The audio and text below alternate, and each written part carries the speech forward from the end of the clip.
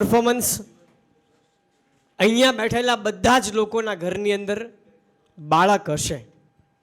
બાળકને તમે પ્રેમ બહુ કરતા હશો, બાળક વિશેના શબ્દો બહુ સાંભળ્યા હશે, પણ હવે પછીની 7 મિનિટ ને 30 સેકન્ડ દરેક નવા વર્ડ્સ સાથે ખરેખર બાળક એટલે શું એ તમને જાણવા મળશે. એની વાત કરવા માટે એક સરકારી શાળાના શિક્ષક છે, એણે વિચાર કર્યો કે હું ખાલી બાળકને ભણાવીશ એની કરતાં કળા શીખી અને મારા બાળકોના જીવનમાં ફેરફાર લાવવાનો મારે પ્રયત્ન કરવો છે. એટલા માટે આ કળા શીખવા માટે આવ્યા. હું ભરતભાઈ સખવાળાને વિનંતી કરીશ કે આવો અને બાળક વિશેની અદ્ભુત વાતો નવા વર્ડ્સ સાથે, જેને સમજવાય શબ્દ જે અઘરા અઘરા વર્ડ્સ છે પણ એને બહુ સરળતાથી આપની સમક્ષ પીરસવા માટે આવી રહ્યા છે.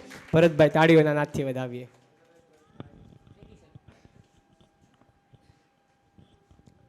વિશ્વકર્મા એકેડેમી પરિવારના સૌ સારસ્વત મિત્રોને, સૌ સ્નેહીજનોને મારા પ્રેમભર્યા નમસ્કાર. દોસ્તો, આજે એક સરસ મજાના વિષયને છંછેડવો છે, ત્યારે મારા વિષયને શબ્દ સ્વરૂપે આપ સૌ સમક્ષ પ્રગટ કરું એ પહેલાં ચિત્ર રૂપે મારે આપને બતાવવો છે. તો એ માટે આપ સૌને મારી એક આગ્રહભરી વિનંતી છે કે આપ સૌ પોતાની બંને આંખો બંધ કરી દો. આમ તો આંખો બંધ કરવાથી વસ્તુઓ દેખાતી બંધ થઈ જતી હોય છે, પણ ઘણી વખત આંખો બંધ કરવાથી મનની આંખો ખુલી જતી હોય છે અને આપણે એ જોઈ શકતા હોઈએ છીએ કે જે આપણી ખુલ્લી આંખે નથી દેખાતું. આભાર આંખો બંધ કરવા માટે. હવે મારા શબ્દોને પકડીને મિત્રો એક કલ્પના કરવાની છે કે અહીં બાજુના જ રૂમમાં કોઈક ધીંગા મસ્તી કરી રહ્યું છે, અહીં બાજુના જ રૂમમાં કોઈ તોફાન કરી રહ્યું છે, ધમાલ કરી રહ્યું છે. ક્યાંક ખૂણામાંથી ચીસોનો અવાજ આવી રહ્યો છે તો ક્યાંક ખિલખિલાટ થઈ રહ્યો છે. આપ સૌ પોતાની આંખો ખોલી શકો છો. કોઈ મિત્રો મને કહેશે કે આ બાજુના રૂમમાં અત્યારે કોણ બેઠું છે? કોઈ કહી શકશે મને? બાળકો. ખૂબ સરસ સાહેબ. આજનો વિષય છે બાળક. બાળક એટલે આમ તો એટલી બધી સાદગી, એટલી બધી સરળતા કે જેને વ્યાખ્યામાં બાંધી ન શકાય, અને બીજી બાજુ જોઈએ તો એટલું બધું ઊંડાણ કે જેને પામી પણ ન શકાય. તો ચાલો મિત્રો, આ બાળકોને ઓળખવાની, બાળકોને જાણવાની, બાળકને માણવાની એક અદ્ભુત સફર પર નીકળીએ. ધમાલ, તોફાન, મસ્તી, ચીસો, આ એ શબ્દો છે કે જે સાંભળવા માત્રથી આપણી સમક્ષ એક બાળકનું ચિત્ર ખડું થઈ જાય. પણ આ જ બાળકો જ્યારે ધમાલ, તોફાન કે મસ્તી કરતા હોય ને ત્યારે આપણને ગમતું નથી હોતું. કેટલો બધો વિરોધાભાસ. ચાલો મિત્રો, બાળકોને ઓળખીએ. મેળો આ રાખ્યો છે એમને કાજ, જેને જ્ઞાનની લાગી છે પ્યાસ. મેળો આ રાખ્યો છે એમને કાજ, જેને જ્ઞાનની લાગી છે પ્યાસ. આ બાળકોના શમડાને સિંચવાને આજ ચાલો કરીએ અનેરો પ્રયાસ. બાળક એટલે ઉત્સવ, બાળક એટલે ઉમંગ, ઉત્સાહ, ઉલ્લાસ, ઉજાસ અને ઉર્જા. બાળક એટલે જોમ, જુસ્સો અને જિજ્ઞાસા, પરિપક્વતાનો અભાવ પણ નિર્દોષતાનો ભાવ એટલે બાળક. ઈશ્વરનો અંશ અને માણસ જાતિનો વંશ એટલે બાળક. બાળક એટલે ભોળપણ, બાળક એટલે સરળતા, સજ્જતા, નિર્દોષતા, ચંચળતા. બાળક એટલે ખિલખિલાટ, બાળક એટલે થનગનાટ. દોસ્તો, વરસતો વરસાદ અને ઈશ્વરનો પ્રસાદ એટલે બાળક. મિત્રો, બાળક એટલે બીજું કંઈ જ નહીં, માત્ર અને માત્ર બાળક. દોસ્તો, બાળકને ઓળખવા, બાળકને જાણવા, આ એક અદ્ભુત સફર પર જ્યારે આપણે નીકળ્યા છીએ ત્યારે મારે એક વાત કહેવી પડે કે બાળકો પાસે પોતાના સ્વતંત્ર વિચારો છે જ. આમ છતાં આપણે કહેવાતા એવા પોતાના પણ વાસ્તવિક રીતે ઉછીના લાવેલા કેટલાય વિચારો એના ઉપર લાદી દેતા હોઈએ છીએ. માતાના ગર્ભમાં જ્યારે બાળક 1 માસનું થાય ત્યારે સૌથી પહેલાં એના મગજની સંરચના થતી હોય છે. આ બાળક 3 માસનું થાય ત્યાં સુધીમાં આ મગજમાં સંવેદના પ્રગટી ચૂકી હોય છે. પણ દુઃખ એ વાતનું છે મારા મિત્રો કે જન્મ પહેલાં આવી ગયેલી આ સંવેદના મૃત્યુ પર્યંત એની સાથે રહે છે, પણ એને સમજવાવાળું એને કોઈ મળતું નથી. માતાના ગર્ભમાં બાળક 6 માસનું થાય એ પહેલાં તો એ પ્રતિક્રિયા આપવાનું શરૂ કરી દે છે, પણ આપણી પોતાની સમસ્યાઓ, આપણા પોતાના સલાહ સૂચનો આપવામાં આપણે એટલા બધા વ્યસ્ત હોઈએ છીએ કે બાળકની પ્રતિક્રિયા જોવા સાંભળવામાં આપણને રસ જ પડતો નથી.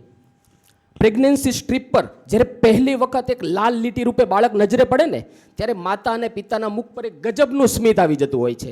અને ત્યારબાદ તો કેટલીય વખત પોતાની મૂર્ખામી ભરી વાતો વડે અને કાલી બોલીઓ વડે આ બાળક માતા પિતાને હસાવતું હોય છે. પણ આ જ બાળક મોટું થઈ અને ક્યાંક જાહેરમાં ખડખડાટ હસી રહ્યું હોય ને ત્યારે આજની ડિસિપ્લિનવાળી કહેવાતી મધરો એને એમ કહીને રોકતી હોય છે કે બેટા આ રીતે ના હસાય.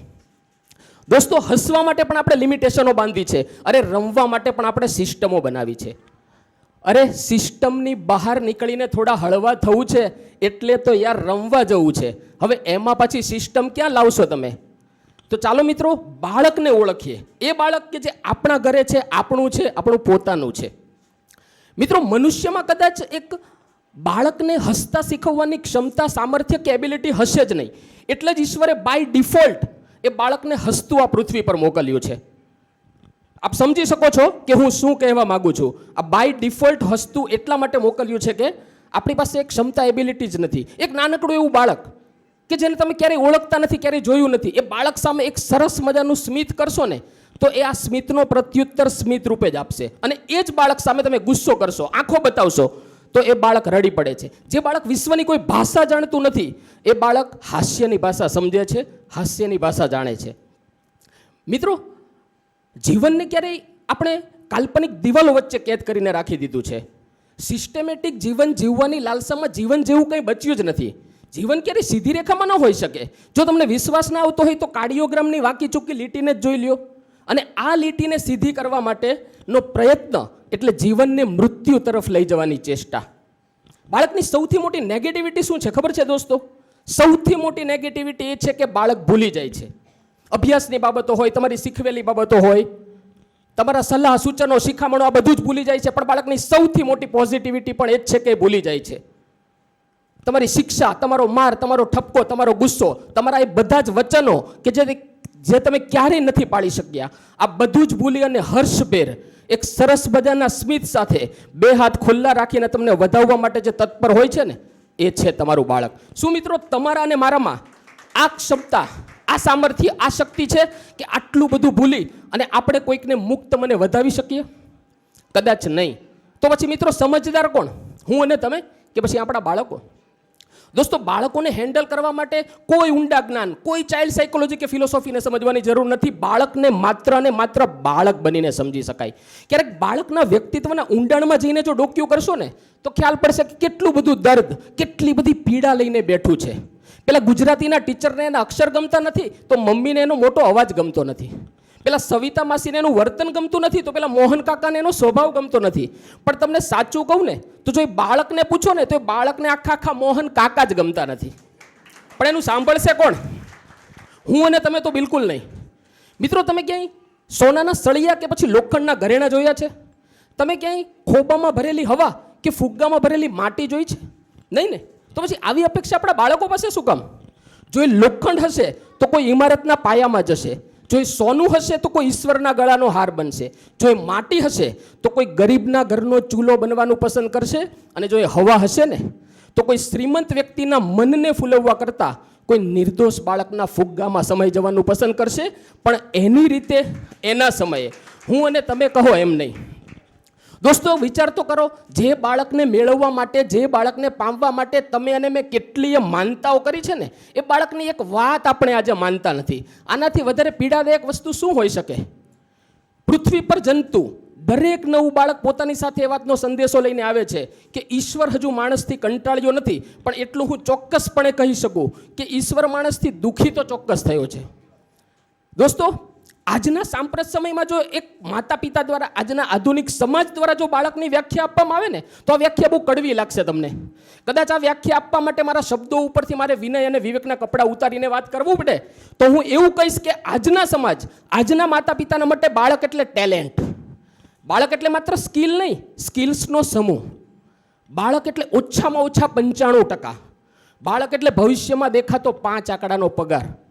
દોસ્તો બાળક એટલે માતા પિતાનો મોભો.